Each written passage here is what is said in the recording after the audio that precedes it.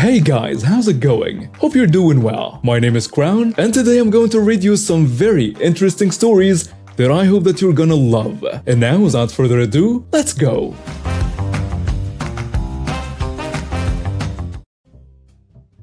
This story is from late September. I was thinking about it for a bit yesterday, and I think this story could go here. It's the day after my birthday. I was stoked to exist due to the wonderful birthday I had. Unfortunately, it was a Monday and I had to commute to my university for class. No problem since I was in such a good mood. I drive as normal, singing along to the music I was playing in my car. I took my exit as normal as well. However, when I got to the end of the exit, where the stoplight is, a car ended up trying to switch lanes without signaling and ended up hitting me. You see, the exit had 3 lanes towards the end. One to go left, one to go straight, and one to go right. I was in the middle lane, trying to go straight, and the car that hit me was in the left lane. I was terrified because this was my first accident. I hate to say, but I'm kind of a coward, and so I was also crying because I was that scared. We pull out of the exit and go into a nearby parking lot to call the police. And now, the mess begins. The entitled dad of the story steps out of the driver's seat of his car and comes over to my passenger side window, tapping it. "Why did you hit my car? Who are you to drive so recklessly?" His entitled son, who is standing behind his dad, says, "Yo, what the heck? Do you know how much this car was?" It was a Lexus, so I assumed a lot. At that point, I just lock my doors and call my dad. My dad then reassures me that everything will be okay and to just calm down and call the cops. I just do that, but the entitled dad continues to be a jerk, while his son is also calling the cops.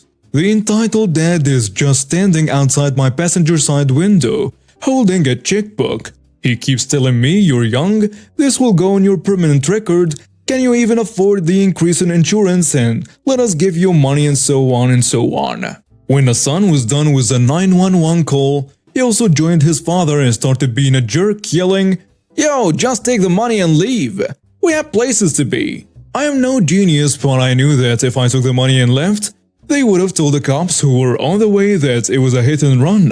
Thus, the blame would all be on me. I just put my headphones and waited for the cops. All the while, the entitled dad and son were goading me to take their money and just leave. City police eventually come to the lot. When I saw the cop pull up, I put away my headphones and stepped out of my car. The cop walked right past me and went towards the entitled dad and asked him what had happened. The entitled dad then proceeded to tell him that I hit him while merging into the center lane. When the cop came over to me, he told me that it's out of his hands, since it was on a state highway line, so state police were on the way. He then had the gall to tell me, "Drive responsibly next time," when it was not even my fault and without asking for my side of the story. I got back in my car and locked the door once again as I waited for state police. Again, the entitled dad and son were at my window, telling me to take their money and save my permanent record. State police eventually arrived and they did their jobs. They asked me to tell my side and they asked the entitled dad and son to tell their sides. The entitled dad and son said the same thing they told the city police, that I hit them while merging lanes, and I said the opposite. The state policeman didn't take the entitled dad and son's nonsense. The damage to our cars said otherwise. He just listened to the two who would give smug glances back at me every once in a while. Eventually, the police let us go and the waiting game started for the police report and insurance claims. Fast forward 2.5 weeks and the police report says exactly what the truth is, that the entitled dad and son were at fault for the accident, and that they actually told the cops that they offered me money to leave, but I didn't take it. They had to pay over $2,000 for my car repair, as well as the money for my rental car. My insurance didn't even go up. In fact, it dropped due to losing the status of new driver. So this happened to my friend's older brother a couple of months ago. I don't remember all the details, but I do have permission to post it here. The cast. My friend's older brother. My friend, the dad, I'm just going to call him the entitled dad. His kid, the entitled kid.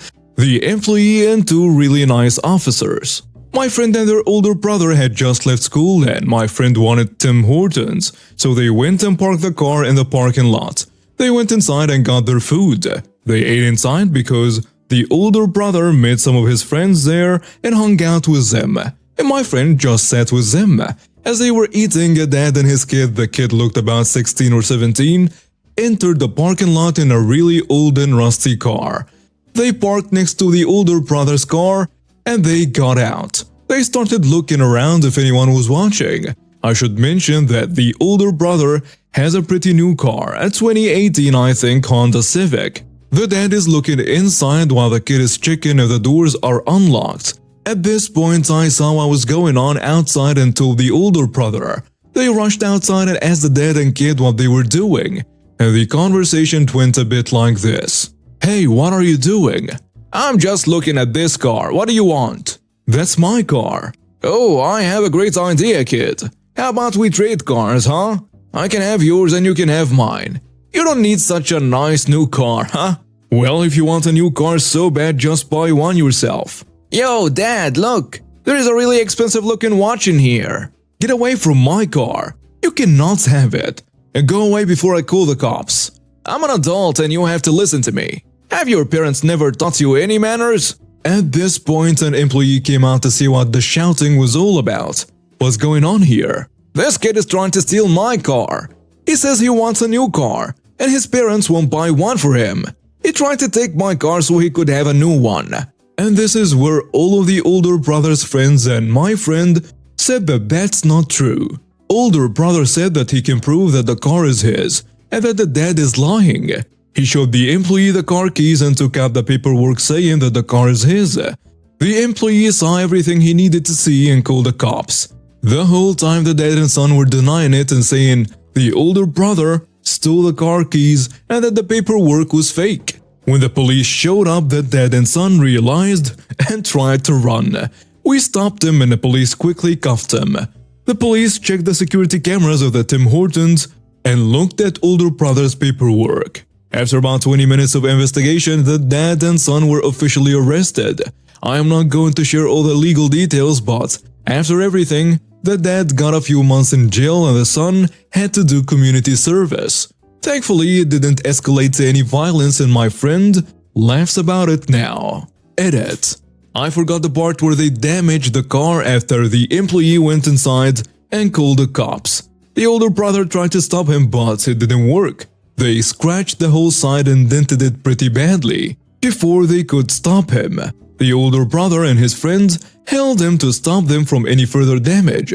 I was typing this late at night and completely forgot about this part accidentally. One of the reasons my marriage works is that my husband and I have very similar opinions most of the time. One of the notable exceptions to this is a parking brake. When I learned to drive, I was taught to use a parking brake every time I parked. Once I got my license, I learned that not everybody actually does that. I made a conscious decision to continue to use parking brake for every park. It's better to use when it's not needed than to forget it when it's needed. Also, building the habit of taking the brake on and off means I'm less likely to end up driving around with a parking brake on and eventually needing an expensive repair. My husband only uses a parking brake when he parks on a very steep hill. Parked on any hill, he turns the steering wheel so that if the car rolls, it will roll into the curb. He actually does what a lot of people do, including my driver instructor. He turns the wheel, then lets the car roll until it's touching the curb. He claims this is extra safe. I don't think it's any safer than just turning the wheel. Tires are expensive, and it's unnecessary wear and tear on them to leave them smashed up against the curb. We've come to an agree to disagree about the parking brake. He sometimes grumbles a little when he drives a car that I drove earlier and has to remember to take the brake off, but it's not really any kind of a big deal. Well, my stepdaughter learned to drive. Her dad has been the main driver instructor, but with his blessing, because I'm not her actual parent, I've done some driving instruction too. The first time the emergency brake came up, we explained that her dad and I had different habits about how we use a parking brake. We told her that for simplicity while she was learning, she should do it Dad's way. But when she's out driving on her own, she will eventually develop her own habits. This was about a year ago. Today my stepdaughter drove and it was the first time she parked on a hill by a curb. It was a slight hill but definitely a hill. She parked by the curb and asked if she should use a parking brake. At the same time I said yes and her dad said no. He instructed her to turn the wheel and let the car roll into the curb and that was good enough. I let him finish this instruction. When we got out though, I said that I prefer to use the emergency brake and not press the tires against the curb. I didn't say his way was wrong. I just shared that I do the same parking job a different way than her dad does it. This is a normal thing we've done throughout her learning to drive. Well, I don't know, my husband must have gotten up on the wrong side of the bed because he got a little salty and said maybe you should read the driver's manual and see what it says about parking. I was a little annoyed but I was going to let it drop.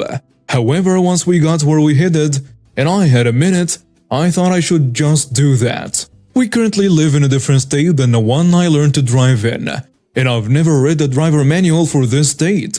I have no idea what the laws or suggestions about parking brakes are. So I pulled up the state manual on my phone and looked at the section on parking. Boom! Right at the top. You should use your parking brake every time you park. In the section on hill parking, it says to turn the wheel but doesn't say to roll your car until the tire is up against the curb. I showed this to my stepdaughter and she found it hysterical, especially since her dad did learn to drive in this state from his dad who was a retired cop, although he also rarely uses his parking brake. My husband just rolled his eyes at me. I went on to tell my stepdaughter that the most important thing is to secure her car in some way when she parks on a hill. Her dad and I are both good drivers, and as she gets more experience, she will figure out the things that make the most sense to her. Welcome to the crazy life of healthcare workers. It doesn't matter if you are a nurse at an ICU or ER, or a paramedic on one of these big UPS trucks with sirens and first aid kits on board. You will meet sometimes completely crazy and entitled people. It was a quiet and rainy April day in a small town in northern Germany when our pagers rang. Female around 14-year-old fell down the stairs. Not even 1 minute later we were rolling with lights and music. After a 10-minute drive we arrived at the upper-class neighborhood. The house was at the end of a smaller street, had 2 floors and some expensive cars parked in front of it. We rang and a woman opened the door. Finally, you are here. What took you so long? My partner tells her, "Traffic. Can we come in now?" She led us on the first floor. On a carpet was a girl lying with a bleeding wound on the back of her head, but still conscious. Her best friend or whatever you will call her started to explain. She tried my shoes on, wanted to go down the stairs with them, and after a mishap the silly cow tripped and fell down. I ask, was she unconscious? No, but she is bleeding. The carpet turned red. We tried to pull it away under her. So you moved her? The carpet, yes. But this plug got stuck and ruined the carpet. At that moment I knew that mom and daughter will make life harder for us. A while later my partner was getting more equipment and called a doctor to the scene. I was going further through the examination. While I was talking to the 16-year-old patient, he cried a bit but was still mostly calm. The entitled mother started to interrupt me. Just get a wheelchair, set her on and go. You don't need that long. That's not that easy. This is a traumatic injury.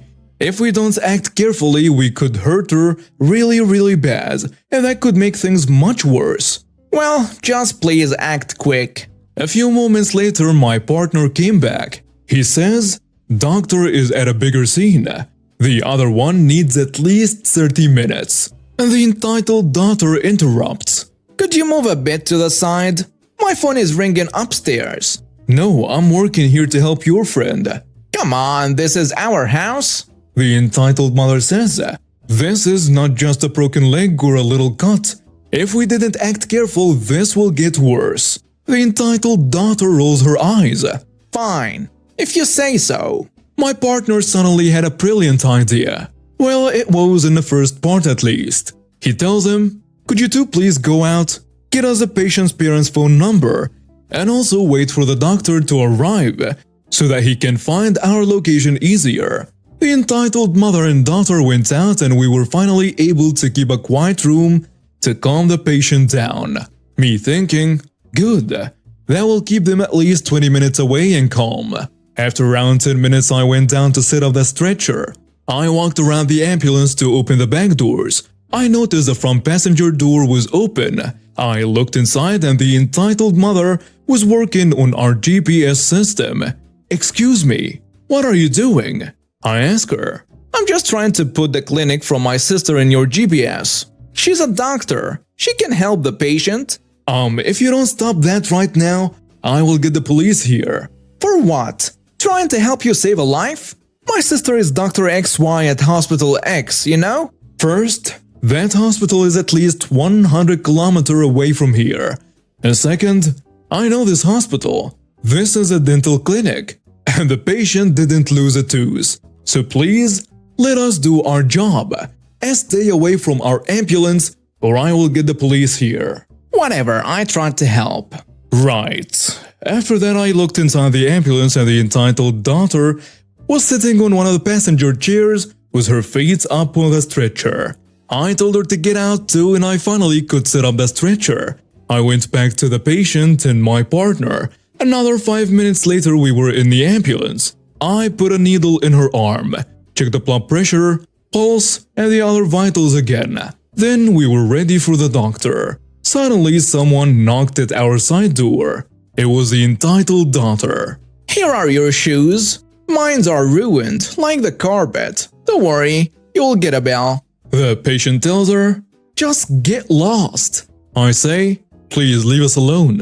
We are working here." I locked the ambulance, no one could come in. About 2 minutes later someone knocked again at the door. My partner yells a bit louder, "Last warning, I will get the police." Sorry, I thought someone needs a doctor." The doctor says. After unlocking the door, the doctor came in. We gave some medications and the patient made it safe and stable to a hospital nearby. After telling the doctor what happened, he understood why we nearly called the cops on him. By the refilling of our ambulance, we noticed something. The entitled mother, I don't know how, but she managed to set our GPS language to Russian. Luckily, we knew how to fix this fast. Imagine being a German paramedic on a way to a call, but the navigation is telling you where to go in Russian. And now we have reached the end of today's stories. Thank you for watching and see you next time.